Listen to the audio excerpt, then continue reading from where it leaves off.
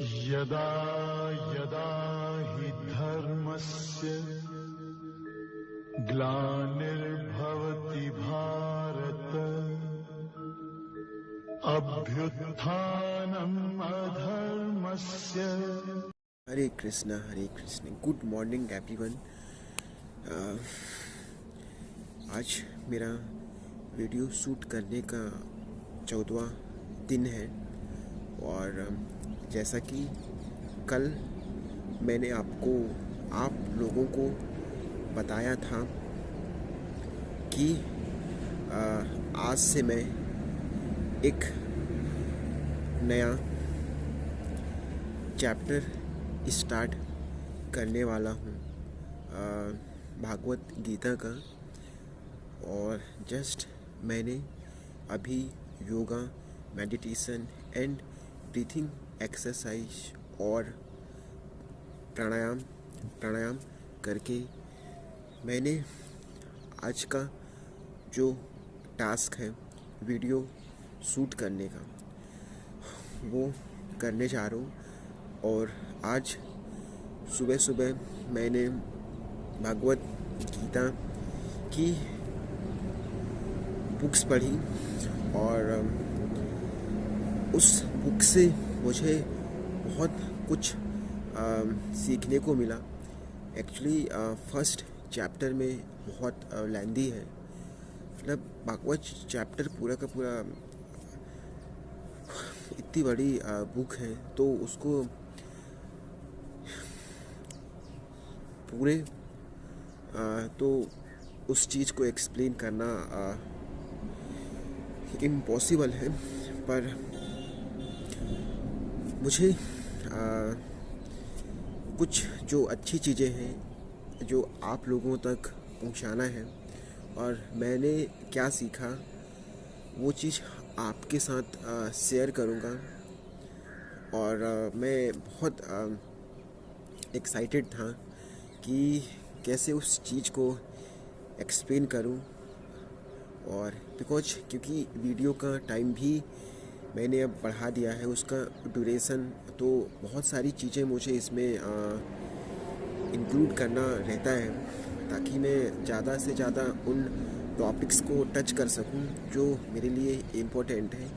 और जो मेरे वीडियोस हैं उसमें मेरा एक ही पर्पस है कि मैं थोड़ा लॉन्ग टाइम तक चीज़ों को आपके साथ शेयर करूं।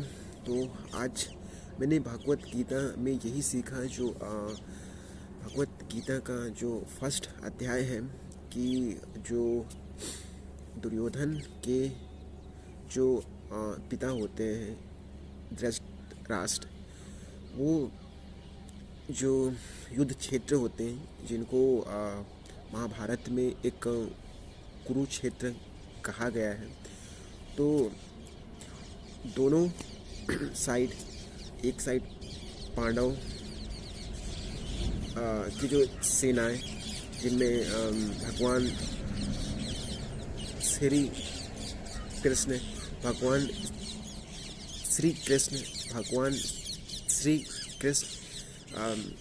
खुद अर्जुन के सारथी बनकर रहते हैं।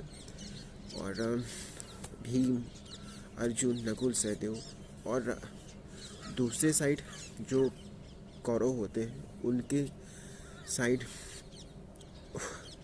दुर्योधन, द्रोणाचार्य, अश्वत्थामा, कर्ण, बहुत बड़े बड़े महारथी रहते हैं। तो इसी बीच जो धृतराष्ट्र होते हैं वो जो उनके सचिव संजय से पूछते हैं कि वहाँ क्या चल रहा है। और बिकॉज जो संजय होता है वो अपने नगण्य आँखों से उस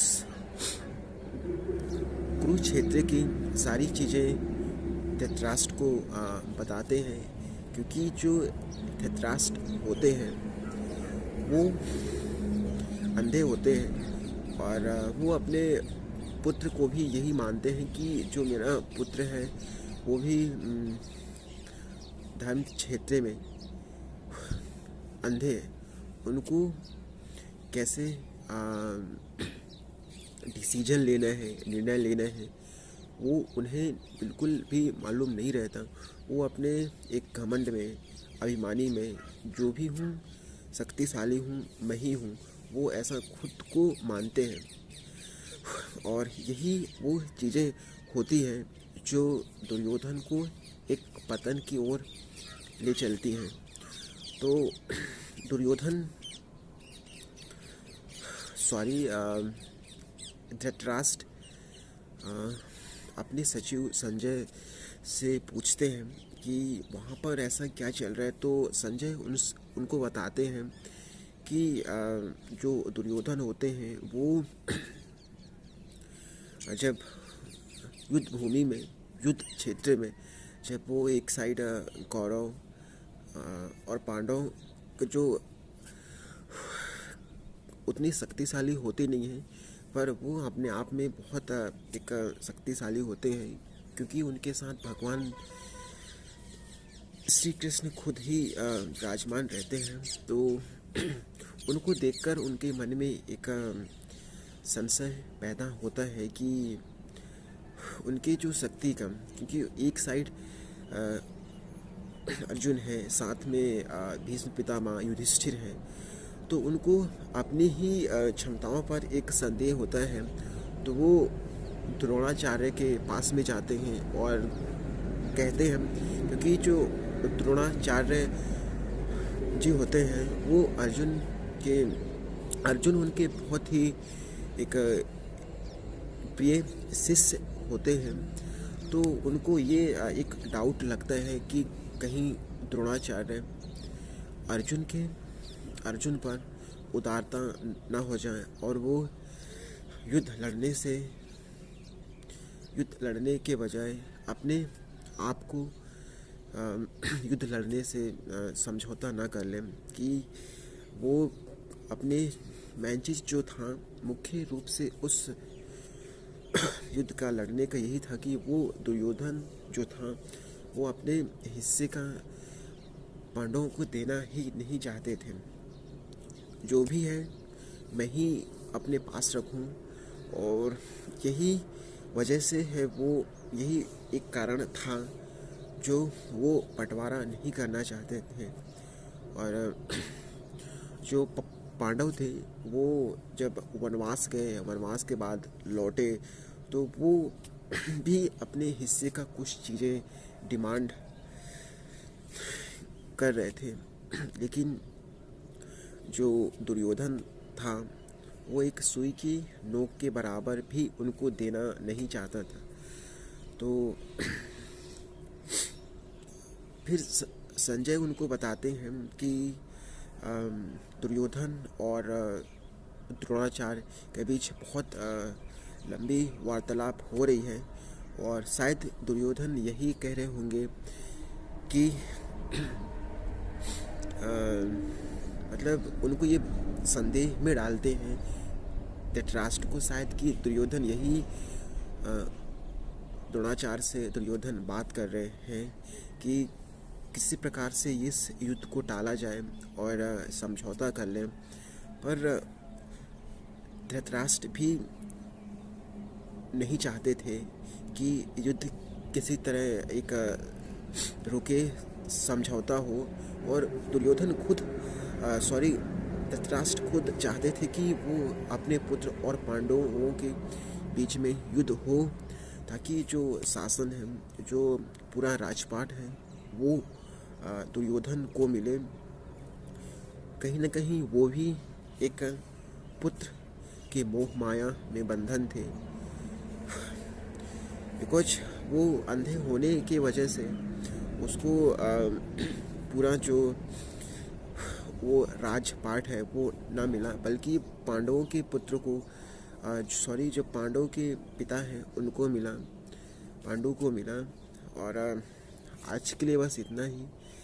आप ज़रूर बताइएगा कमेंट करके, मेरे चैनल को सब्सक्राइब करके, ताकि आपको जो मेरा ये छोटा सा मैंने ज़्यादा डिटेल में वो बुक नहीं पढ़ी, और बिकॉज बहुत सी लंबी बुक है और इतने सारे उसमें चीज़ें इंक्लूड है, तो पूरी की पूरी चीज़ें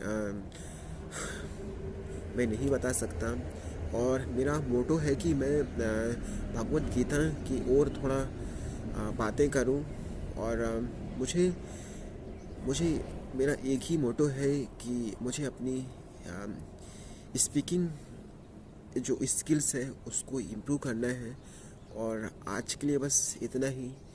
बस जाते जाते एक छोटा सा आप काम कर दीजिएगा, मेरे चैनल को सब्सक्राइब कर देना, ताकि मुझे और भी, जब आपका एक सब्सक्राइब मुझे बहुत मोटिवेशन मिलता है, उससे एनर्जी मिलता है, ताकि मैं और भी आगे इसी तरह मेहनत करूं। और जो मुझे स्टैम्पिंग में प्रॉब्लम है उसको मैं बहुत जल्दी ओवरकम करूं। तो आज के लिए बस इतना ही। आप सबका दिन शुभ हो। Thank you.